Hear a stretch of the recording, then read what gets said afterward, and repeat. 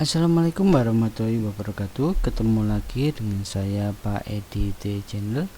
Kali ini saya kembali akan membawakan tema kunci jawaban, tepatnya tema 4 subtema 1 pembelajaran 6 kelas 4 SD untuk halaman 44 sampai 46 ditambah dengan 49 ala Pak Edi T Channel. Langsung saja. Pada pembelajaran 6 ini ada anak yang bertanya, tahukah kamu bahwa kejujuran merupakan hal penting dalam setiap pekerjaan? Ayo membaca. Kita kembali teks tentang pemimpin idola, pemimpin yang jujur yang terdapat dalam pembelajaran 4 dalam hati. Pemimpin idola, pemimpin yang jujur. Ida, teman sebangku aku, mungil, berkulit hitam manis, tidak banyak bicara, dan pandai, itulah cirinya. Ia seorang anak yang sederhana. Ayahnya sudah lama meninggal. Ia tinggal bersama ibu dan adiknya. Ida anak yang sangat pandai. Nilai-nilainya yang selalu bagus memberinya kesempatan meneruskan sekolah tanpa biaya. Semua buku pelajaran dan perlengkapan ditanggung oleh sekolah. Ida tidak pernah malu dengan kondisi keluarganya. Bahkan ia semakin rajin belajar dan terus berprestasi. Ida juga selalu menjadi tempat bertanya jika teman-temannya mengalami kesulitan dalam pelajaran. Teman-teman memilih Ida sebagai ketua kelas. Pandai, tenang dalam berkomunikasi dengan baik, serta mampu menjaga ketertiban kelas menjadi modal utamanya. Hari ini Ibu Tati mengingatkan tentang ulangan matematika. Sebagian siswa tidak siap, termasuk Gugut, si jagoan bola yang duduk di belakang kami. Waduh, saya belum belajar, Bu. Kemarin saya seharian bermain bola sampai sore. Pulang ke rumah langsung tidur, Bu, protesnya. Ulangan tetap berlangsung. Gugut resah. Dia menengok ke kiri dan ke kanan. Tiba-tiba ditendangnya kursi Ida dari belakang. "Shh, Ida, bantu aku dong. Geser sedikit ke kiri agar aku bisa melihat jawaban di kertas ulanganmu," pinta Gugut. Ida bergeming. Ia hanya menggelengkan kepala pelan tanpa menengok ke belakang. Gugut mengganggunya lagi. "Ayo Ida, sekali ini saja. Nanti aku beri kamu uang 10.000 rupiah. Kamu bisa jajan kue di kantin," rayunya.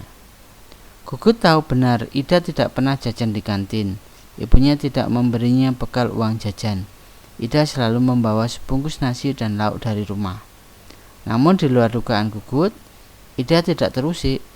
Sekali lagi dia menggeleng pelan. Sampai waktu berakhir, Gugut terpaksa menyerahkan kertas ulangannya dengan lunglai. Pada waktu istirahat, Ida menghampiri Gugut. "Maaf Gugut, aku bukan tidak ingin membantumu.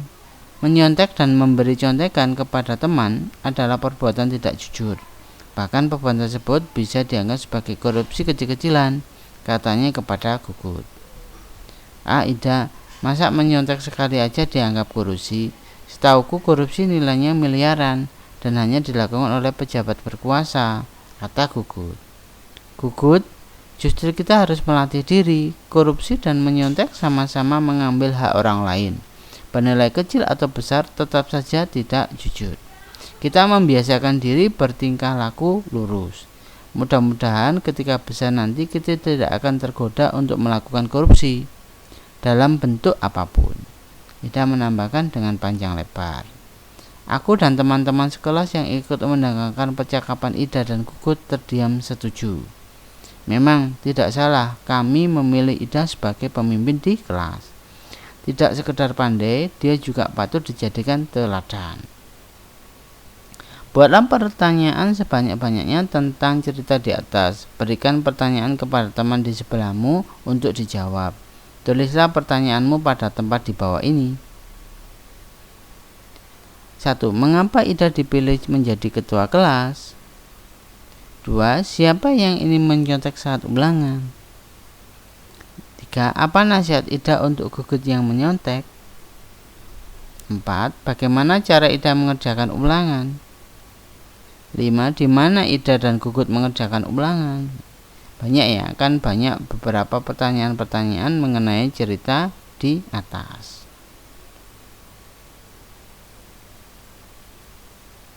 Selanjutnya, nomor 1, tuliskan pendapatku tentang masing-masing tokoh yang terdapat dalam cerita.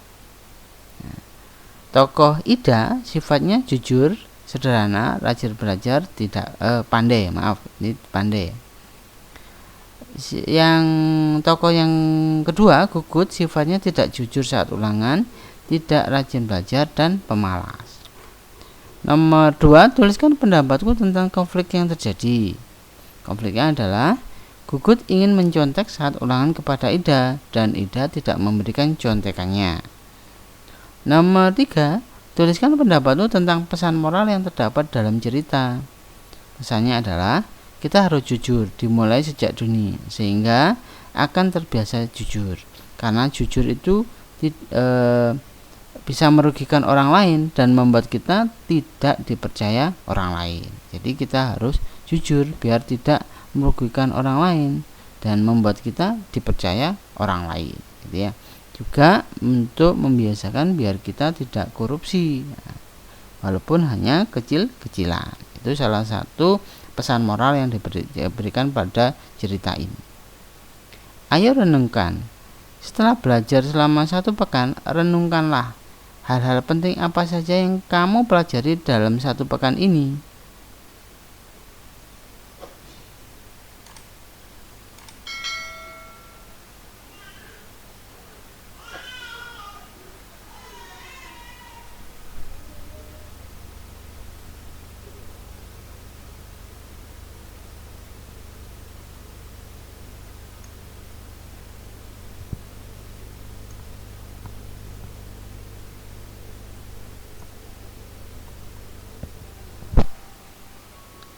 Hal-hal penting apa saja yang kamu pelajari dalam 1 pekan ini? Manfaat kejujuran.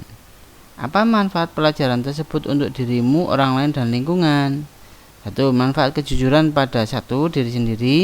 A. Dapat dipercaya. B. Disenangi teman. C. Tenang, tidak ada beban. D. Mendapat pahala dari Allah. Nomor 2. Orang lain. A. Timbulnya rasa aman, nyaman terhadap kita. B. Hilangnya rasa keraguan terhadap kita. Nomor 3, lingkungan. Pada lingkungan, manfaatnya tidak ada korupsi di sekitar lingkungan kita. Yang B, terjaga nama baik kita di lingkungan kita. Itu adalah manfaat dari pelajaran mengenai kejujuran. Nilai-nilai apa saja yang kamu terapkan dalam kehidupan sehari-hari? Nilai-nilai pentingnya kejujuran. Jadi jujur itu penting biar kita dipercaya orang lain, biar kita bisa diterima di banyak lingkungan dan banyak teman. Tekankan itu bahwa jujur itu penting.